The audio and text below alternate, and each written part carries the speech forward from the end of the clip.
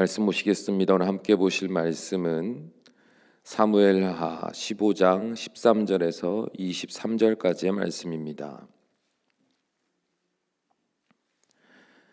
사무엘하 15장 13절에서 23절까지의 말씀, 우리 한 목소리로 함께 읽습니다. 전령이 다윗에게 와서 말하되 이스라엘의 인심이 다 압살롬에게로 돌아갔나이다 한지라. 다윗이 예루살렘에 함께 있는 그의 모든 신하들에게 이르되 일어나 도망하자. 그렇지 아니하면 우리 중 한 사람도 압살롬에게서 피하지 못하리라. 빨리 가자. 두렵건대 그가 우리를 급히 따라와 우리를 해하고 칼날로 성읍을 칠까 하노라. 왕의 신하들이 왕께 이르되 우리 주 왕께서 하고자 하시는 대로 우리가 행하리이다. 보소서 당실의 종들이니이다 하더라. 왕이 나갈 때에 그의 가족을 다 따르게 하고 후국 10명을 왕이 남겨두어 왕궁을 지키게 하니라. 왕이 나감에 모든 백성이 다 따라서 벳메르하게 이르러 멈추어서니 그의 모든 신하들이 그의 곁으로 지나가고 모든 그렛 사람과 모든 블렛 사람과 및 왕을 따라 가드에서 온 모든 가든 사람 600명이 왕 앞으로 행진하니라.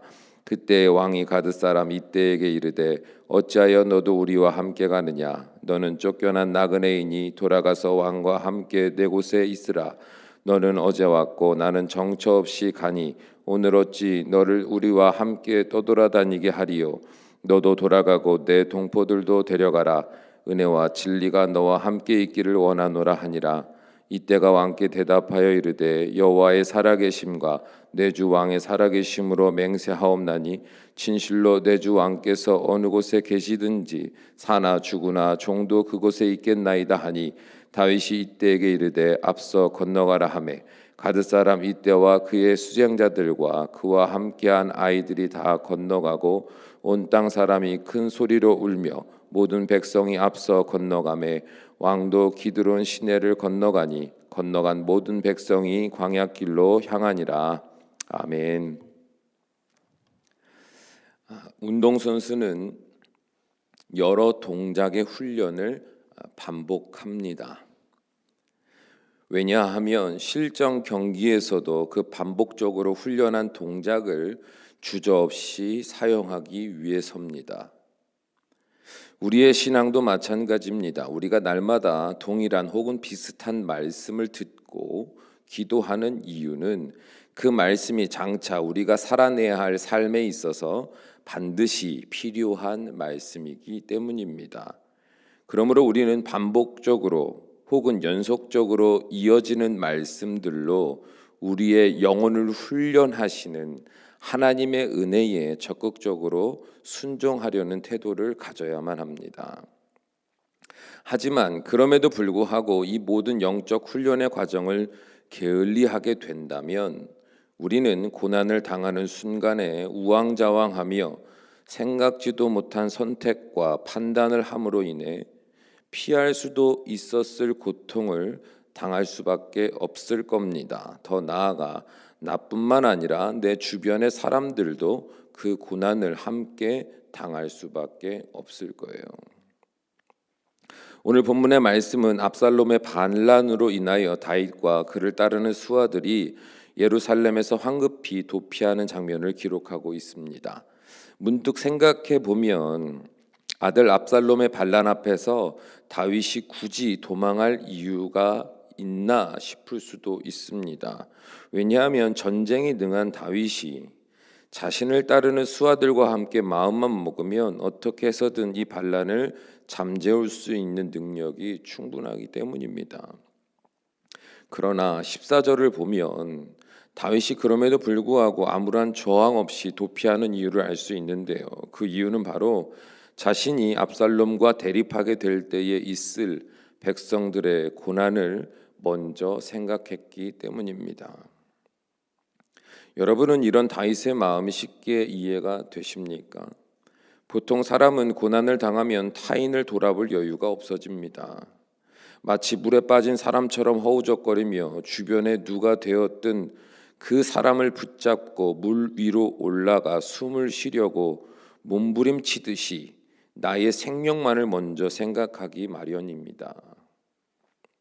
그러나 다윗은 자신의 안위를 위한 전쟁보다, 자신의 명예를 위한 전쟁보다 그 전쟁으로 인하여 고통당할 백성들의 안위를 먼저 생각했던 겁니다. 그뿐만이 아니죠. 다윗이 도피할 때 수많은 사람들이 다윗을 따랐습니다. 어떻게 보면 다윗이 나중을 도모할 때 반드시 필요한 전력이 되는 사람들이었습니다. 그런데 다윗은 과거 블레셋으로 도피했을 때부터 자신을 따르던 600여 명의 사람들, 그리고 그들의 우두머리가 되었던 이때에게 뭐라고 말합니까? 너는 나를 따르지 말고 압살롬의 편에 서서 이곳에 머무르라고 이야기해요. 왜냐하면 그때에도 자신을 따르기 위해 고향 블레셋 가드를 떠났던 그들이 또다시 다윗을 따라 정처 없이 도망 다니는 것을 원치 않았기 때문입니다. 22절에 보면 그들의 무리들에는요, 어떤 사람들도 있었냐면 아이들도 있었다 이렇게 말해요. 그러니까 아이들까지 온 가족을 다 데리고 다윗이여 나는 당신을 따르겠습니다 하고 몰려든 그 가드 사람들을 보니까 다윗이 마음이 아픈 거예요. 저들이 고향을 떠나서 나 하나만 믿고 와서 여태까지 살았는데 이제 또다시 나를 따라서 저 광야길로 들어가야 하는데, 그들에게 말하는 거예요. 나 때문에 너희들까지 무슨 고생이냐. 고향 떠나 여지껏 타국에서 그렇게 고생했던 너희들이 또다시 나를 따라서 정처 없이 방황할 것이 무엇냐. 그러니까 너희들은 이곳에 남아 있어라 이렇게 이야기하는 거예요. 이러한 다윗의 선택은 결코 쉬운 일이 아닙니다. 한두 명도 아니고 600명이나 되는 사람들, 그리고 그들을 이끄는 가드 사람 이때가요 어떤 사람입니까? 이방인이었음에도 불구하고 그 능력을 인정받아서요 요압과 아비새 장군이 올랐던 지위까지 올라갈 정도로 능력이 있고요 다윗으로부터 전적인 신임을 얻고 있었던 다윗의 충신이었습니다. 그런데도 다윗은 이때와 그의 부하들이 자신을 따르지 말라고 권면하는 거예요.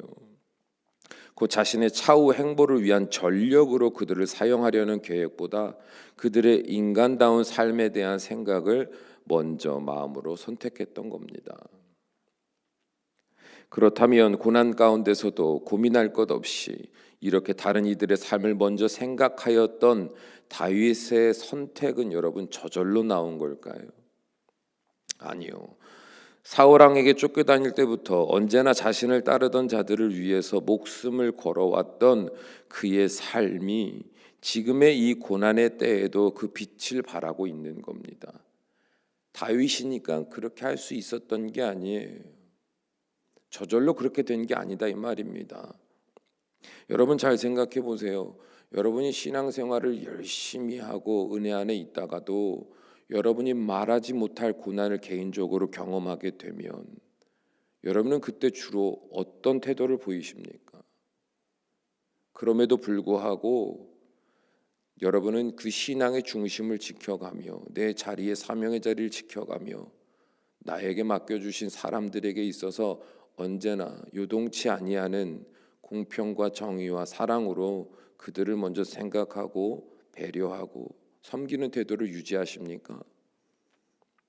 아니면 고난이 올 때마다 내가 넘어지는 것은 물론이거니와 낙심된 마음, 좌절된 마음, 불안한 마음, 두려운 마음으로 내 사명은 둘째치고 주변 사람들에게도 오히려 선한 영향력이 아니라 악한 영향력을 끼치고 있지는 않습니까? 오늘 우리가 보는 다윗의 모습은요 그냥 훅 보면 아무것도 아닌 내용 같지만 결단코 쉬운 모습이 아니다 이 말이에요. 더군다나 왕으로서 그들을 마음껏 부릴 만한 권력도 있었어요. 다윗이 그래서 그 왕의 권력을 가지고 마음대로 그들을 부린다 해도 그가 뭐 양심적으로나 또 그의 삶에 있어서 누가 되거나 허물이 될 것이 하나도 없었다 이 말이에요. 그런데도 그는 자신의 성읍의 사람들, 자신을 따르는 사람들을 먼저 생각했어요. 내 입장보다. 이러한 모습은 갑자기 생긴 게 아니다 이 말이에요. 몸에 배어 있는 그의 영적인 훈련된 준비된 모습이었기 때문에 결정적인 순간에서도 그 빛이 발하게 되었다 이 말이에요. 한 예로 사무엘상 23장에 보면 사울을 피하여 도망하였던 그는 헤브론 북서쪽에 위치한 그일라에 숨어 있었습니다. 근데 그일라 백성이 블레셋의 공격을 받고 큰 고통을 당하였다는 소식을 들었을 때 그가 어떻게 행동했습니까? 하나님께 자신의 처지와 상관없이 내가 어떻게 하면 좋겠습니까? 라고 하나님께 여쭤봅니다. 그리고 하나님이 다윗에게 그들을 구원하라 말씀하셨을 때 다윗은 이에 순종하여 블레셋과 전쟁을 벌이고 그일라 주민들을 구원합니다. 이때에 이러한 다윗의 행보는요, 도망자 신세였던 그에게 꼭 필요한 자신의 전력을 잃어버리는 일이 되거나 혹은 자신의 거처가 들통나서 사울 왕으로부터 큰 압박을 받을 수밖에 없었던 결단이었습니다. 그럼에도 불구하고 그는 자신의 안위보다 자신을 이스라엘 백성들을 위해 사용하시는 하나님의 뜻에 순종하는 삶을 살았어요. 그리고 이런 하나님의 뜻에 순종하며 하나님의 마음을 따라서 나보다 남을 더 생각했던 삶, 나에게 왕으로서 기름 부으셨던, 그래서 이 백성들을 위해 나를 세우셨던 하나님의 뜻에 순종하여 살았던 다윗의 삶은 오늘날 압살롬의 반란 속에서도 올바른 판단력으로 그 빛을 발하고 있는 겁니다. 그러나 만일 다윗이 압살롬의 반란에 분노하여 자신의 감정을 절제하지 못하고 자신의 삶을 먼저 생각하여 전쟁을 작정했다면 어떤 결과가 있었을까요? 아마도 수많은 백성들은 그 전쟁통에 죽임을 당하였을 겁니다. 동족 상잔의 비극이 일어났을 거다 이 말이에요. 그뿐 아니라 자신을 위해 모든 것을 버리고 따르던 가드 사람 이때와 그의 병력들과 그의 가족들도 타국까지 와서 허무한 죽음을 맞이했을 겁니다. 그리고 다윗 자신도 자신의 손으로 사랑하는 아들과 그를 따르던 수많은 자신의 백성들에게 씻을 수 없는 상처를 남기는 그 결말을 보게 되었을 겁니다. 사랑하는 여러분, 나를 사랑하사 나를 의의 길로 인도하시는 하나님을 믿으십시오. 그래서 하나님이 오늘의 나를 다양한 상황과 말씀들로 반복하여 훈련하실 때 이 모든 과정은 반드시 우리의 미래를 아시고 또한 우리의 인생을 주관하시는 하나님의 온전하신 뜻이 있음을 믿으시기 바랍니다. 하나님, 왜 나는 이 자리에 또 있어야 합니까? 하나님, 왜 나는 이 상황을 또 겪어야 합니까? 하나님, 나는 왜 자꾸 믿음이 다시 넘어지고 일어나고 다시 내 삶을 순종하여 하나님께 나아가는 이 힘들고 어려운 과정을 왜 반복해야 합니까? 라는 생각이 들 때 그 생각을 하나님을 향한 전적인 믿음 앞에 다 내려놓으시기 바랍니다. 지금은 이 시간이 의미 없어 보이고 헛돼 보이고 나에게 아무런 유익이 안 되는 것처럼 보여도 여러분은요, 이 삶을 성실히 믿음으로 순종하시고 그 은혜를 따라 하나님 마음을 따라 여러분이 성실히 살아가신다면 반드시 어떤 상황이 와도 고민할 것 없이, 주저할 것 없이, 기도해 볼 것 없이, 혼란할 것 없이 그 즉시로 훈련된 여러분의 영적인 그 훈련된 빛의 가치가, 말씀의 능력이 여러분의 삶에 드러날 줄로 믿습니다. 그리고 그 드러나는 영적인 빛은 여러분을 살릴 뿐만 아니라 여러분의 주변 사람도 생명의 길로 인도하는 능력의 빛이 될 것이며, 더 나아가 훈련된 여러분을 통해서 하나님은 더 크고 놀라운 일들을 이루시는 복된 인생이 될 줄로 믿습니다. 기도하시겠습니다. 사랑과 은혜가 충만하신 우리 아버지 하나님, 한번 움직여보고 한번 순종해보고 한번 맛본 열매가 또다시 언제든 우리가 맛볼 수 있고 우리가 그 마음, 그 거룩한 결단과 순종을 마음껏 할 수 있다라는 우리의 생각으로부터 벗어나 언제든지 나에게 주신 이 귀한 은혜가 생명의 능력이 되며 열매가 될 수 있도록 훈련하시는 하나님의 귀하고도 섬세하신 인도하심을 믿는 우리가 되게 하여 주시옵소서.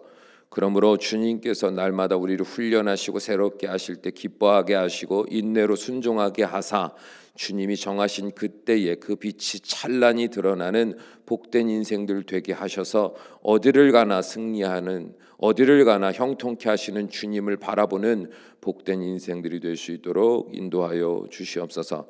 또한 각자 가지고 나온 기도의 제목들이 있습니다. 아버지 앞에 간절함으로 호소할 때 귀 기울여 응답하여 주사 하나님이 나의 하나님 되심에 기쁨을 맛보는 복된 한 날이 될 수 있도록 축복하여 주시옵소서. 예수님의 이름으로 기도합니다. 아멘.